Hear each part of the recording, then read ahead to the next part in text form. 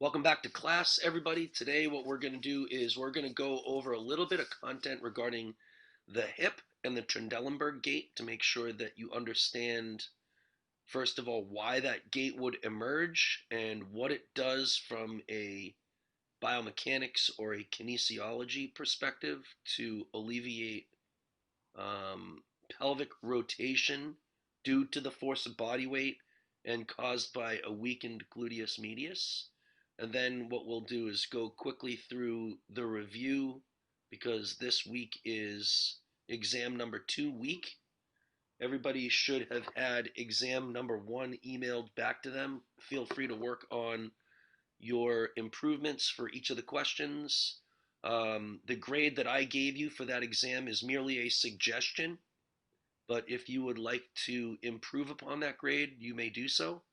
Feel free to reach out to me in any way so that we can go over some of the questions that you might have gotten points taken off for or accomplish that goal in any way.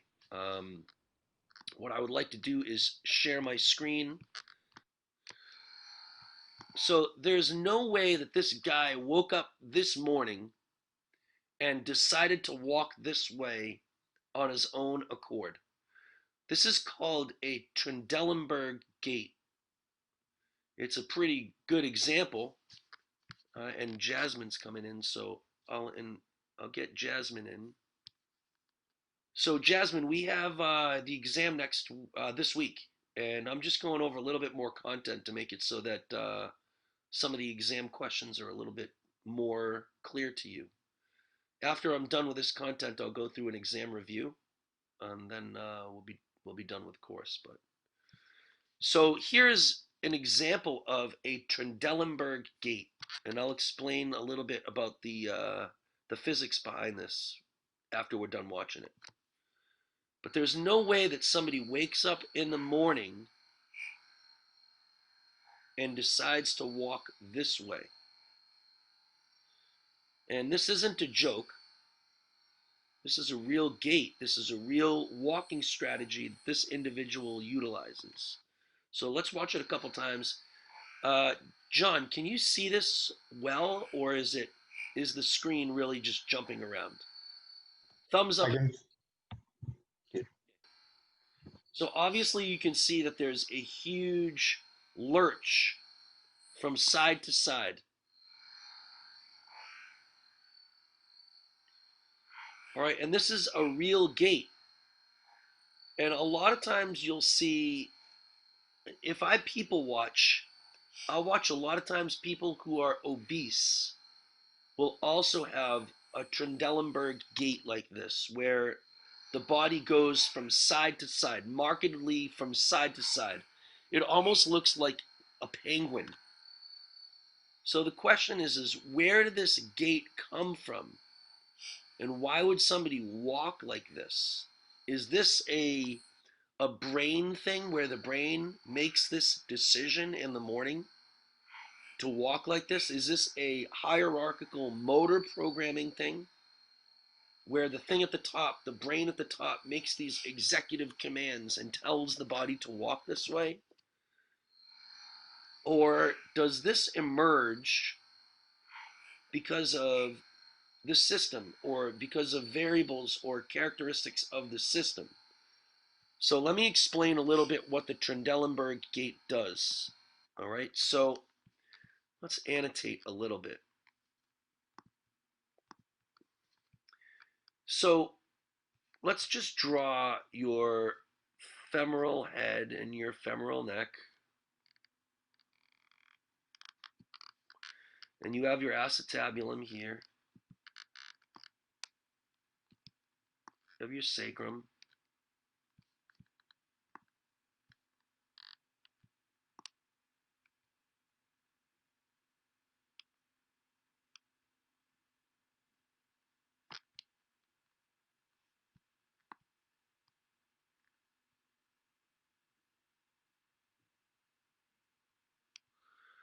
Okay, so and you also have the force of body weight. The force of body weight's coming down like this. This is your force due to body weight.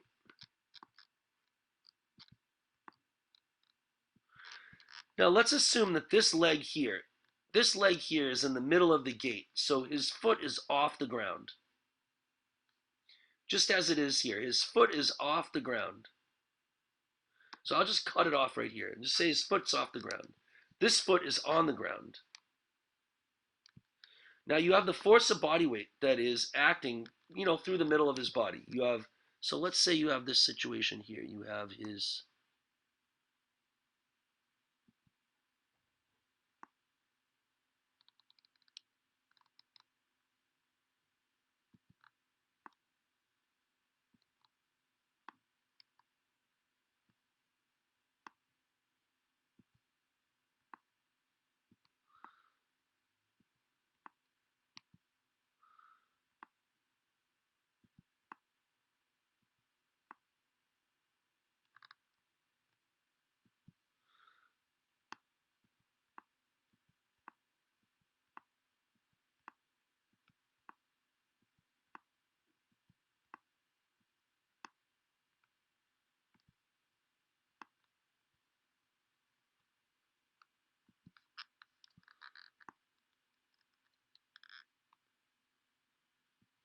All right, so he's clearly leaning over this side. Okay, why would he do that? Well, when he's walking, this foot is off the ground. So there's no Newton's third law where his body weight is pushing down. And if this foot was actually into the ground over here, if this foot was actually in the ground over here, the foot would be pushing down into the ground, and then the ground would be pushing back up in this direction. But that's not there because his foot isn't in the ground. So this foot's off the ground. So there's no Newton's third law pushing back in this direction. So if you take a look at his hip here, there's the force of body weight coming down. And then right here, I wish I used maybe a different color, but it'll be fine. Right here, there's an axis of rotation. And his whole pelvis, this whole area here, and including this leg, because there's a force here, and that force is acting at a distance away from this axis of rotation, this force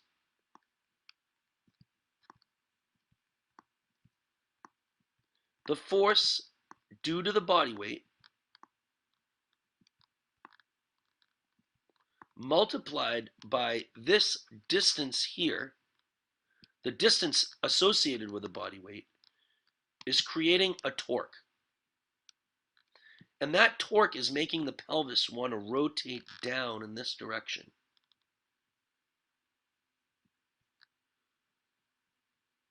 All right, and now because his gluteus medius that attaches from here to here, because his gluteus medius is not strong enough to fire eccentrically to stop that pelvic rotation, the pelvis is dropping.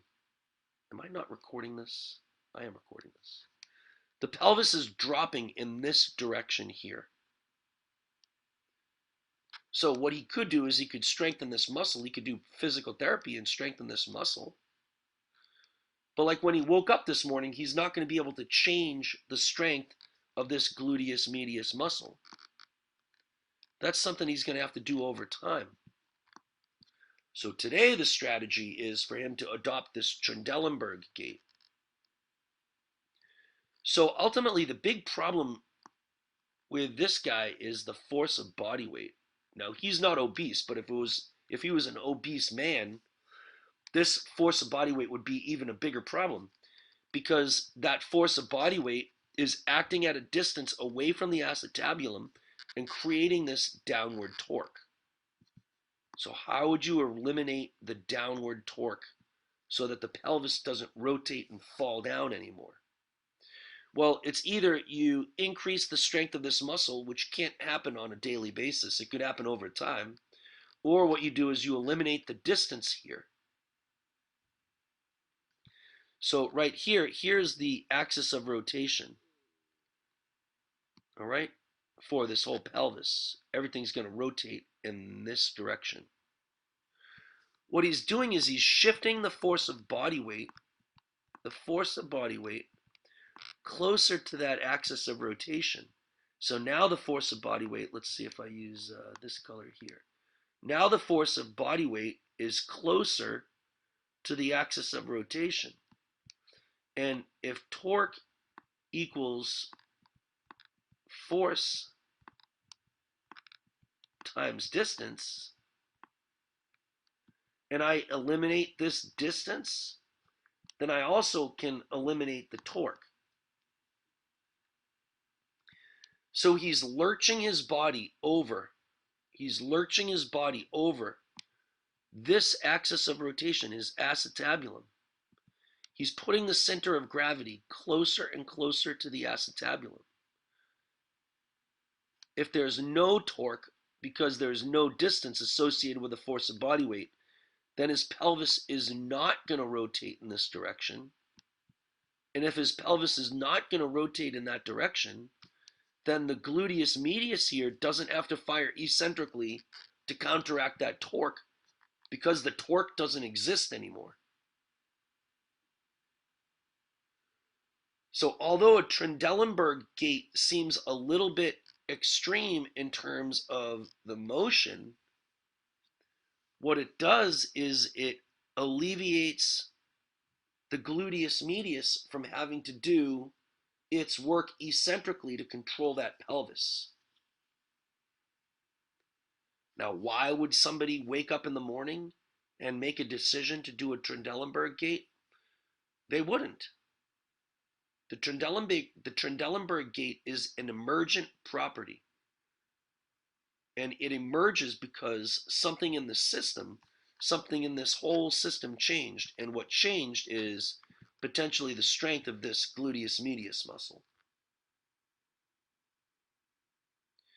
Now, it seems as though if I clear all the drawings, and I watch this over again, it seems as though that he has a weakness in both sides of his hip. But let's assume that it was only this side that has the weakened gluteus medius muscle. Why would he shift to this side? Well, when I shift to the opposite side, what happens is all of these muscles in his hips and in his hip flexors, they all fire eccentrically. And when they fire eccentrically, they store energy like a spring. So he leans to this side and stores energy. And that energy there allows him to fling back towards this side over the axis of rotation, which is his hip, so that he can reduce the force of body weight. So he's using the passive energy as he goes this way and flings his body. Now, I don't know which side that this gentleman has a weakened gluteus medius on. It could be the case he has a weakened gluteus medius on both sides. But if he only has a weakened gluteus medius on this side, the other side lurch is happening because he's storing energy so that he can fling his body over the affected side. So that's what a Trendelenburg gait does. All right. Now, let's assume, and let's draw this picture again here. Let's see. Here's his kneecap here, and here's his femur, and here's his femoral head. You have your acetabulum here, your ilium,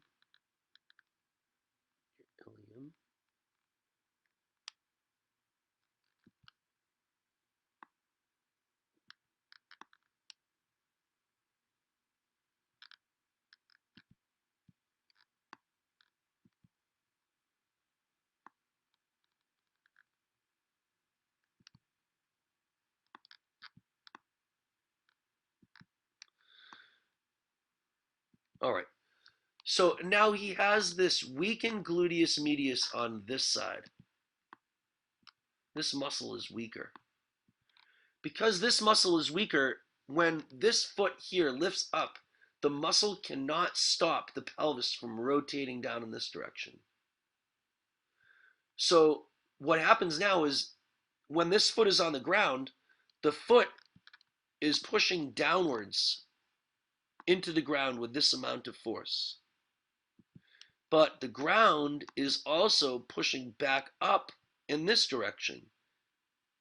If the foot pushes into the ground, the equal and opposite force is called the the ground, let me erase that, is called the ground reaction force.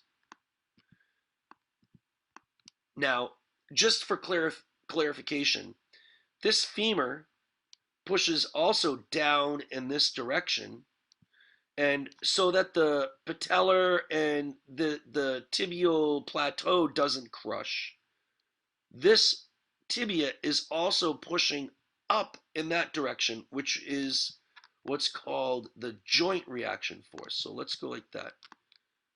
Let's go like this and call this the joint reaction force. So the joint reaction force is here, and the ground reaction force, when the foot hits the ground is pushing up, Newton's third law. And because the ground reaction force is pushing up on this side of the axis of rotation, and the force of body weight here is pushing down also on the same side of this axis of rotation, there's a torque. There's a torque associated with the force of the body weight in this direction, but then there's also the torque associated with the ground reaction force in this direction, and these two cancel each other out. So it's the ground reaction force causing rotation in this direction that cancels out the force of body weight and makes it so that the gluteus medius doesn't have to do as much work. But if there is no ground reaction force, because this foot is not on the ground, all right, and this foot is up like this, I don't want to erase that. I want to draw. Because this foot is now up here. Well, now there's nothing stopping the pelvis from rotating downwards. So what he could potentially do is he could use a cane. If he uses a cane, he would use a cane in this hand. Because if he uses a cane, the cane here, held in the hand, would be pushing down against the ground. He, in his arm, would push down in this direction. But because he's pushing down in this direction, when the cane hits the ground, there would be a ground reaction force in this direction. And this ground reaction force, the force due to the ground reaction force of the cane, would push up in this direction. So the ground reaction force of the cane would try to rotate everything in this direction, because here is the axis of rotation. The ground reaction force goes all the way up in this line, but there's a distance here to the axis of rotation. So it creates a torque, the torque associated with the cane. That torque would rotate the body in this direction. The force of body weight rotates in this direction, and the cane here counteracts the force of body weight. So if I have a weakened gluteus medius, I could use a cane. I would use a cane on the opposite side of the weakened gluteus medius. But if I don't have a cane, I'm fresh out of cane, there's nothing I can do about that. What this guy does is has a different strategy. What he does is he's going to shift his weight. Let's see if I can go like this.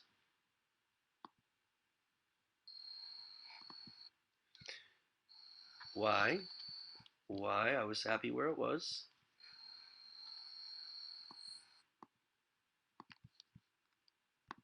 Right here. He is going to do a Trendelenburg Gait. And now the force of body weight is no longer in the middle of his body. Now the force of body weight is shifted. It's shifted over here. Because he's leaning to that side. And because of that, the line of force for the body weight goes all the way down. And you can see there's much less distance now to the axis of rotation. And if torque is equal to force times distance, and the distance gets lower and lower and lower because he's leaning further and further over the axis of rotation, there is less torque associated with the force of body weight. And if there is less torque associated with body weight, there's going to be less pelvic rotation associated with body weight. And if that's the case, the gluteus medius doesn't have to fire as much eccentrically in order to counteract the pelvic rotation. So the Trendelenburg Gait acts by shifting the force of body weight in this direction closer to the axis of rotation and reducing the overall torque associated with the force of body weight on the pelvis. And if there is less torque on the pelvis, then the gluteus medius doesn't have to do as much work because it's counteracting eccentrically less movement. So the Trendelenburg Gait emerges. It emerges because of the weakened gluteus medius. It doesn't emerge because the brain decided to make this gait happen. It's shifting the force of body weight closer, storing energy in the muscles, and then shifting the force of body weight closer, and reducing torque associated with the force of body weight. Now, this isn't something that this guy ever thought of. It's not a hierarchical thing. It's not a motor programming thing. He never made a plan of action here. The Trendelenburg Gait emerged because the change in the system occurred. Now, this could have occurred because he had nerve damage, muscle damage. It could emerge because somebody is massively obese and the gluteus medius just couldn't be strong enough. It could emerge because he doesn't have a cane, right? So if I did see somebody clinically, and I am not a clinician, but if I did see somebody who had Trendelenburg Gait, I would try to work on the gluteus medius, but I would also potentially give them a cane, and I would use the cane on the opposite side of the gluteus medius to create a torque associated with the ground reaction force of the cane in the opposite direction of the torque associated with the force of body weight and alleviate the need for the gluteus medius to do its work. All right, does anybody have any questions about that?